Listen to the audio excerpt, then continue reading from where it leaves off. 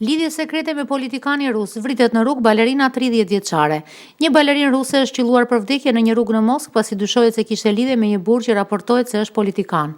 Natalia Pronina 30 vjeçe u qëllua nga një vrasës si maskuar, i cili ekzekutoi me pistoletë nga një distancë afërt. Ajo u vra kur po kthehej në shtëpi dhe thuhet se agresori hodhi një granat më parë në mënyrë që të largonte vëmendjen nga të shtënat. Burimet e policisë thanë për mediat e huaja se dyshohet se krimi është kryer nga një vrasës me pagesë. Policia po disa pretendime se ajo kishte qenë në një lidhje afatgjat, por sekrete me një burrë të pasur që besohet të jetë një deputet i cili stërvitej në arte marciale.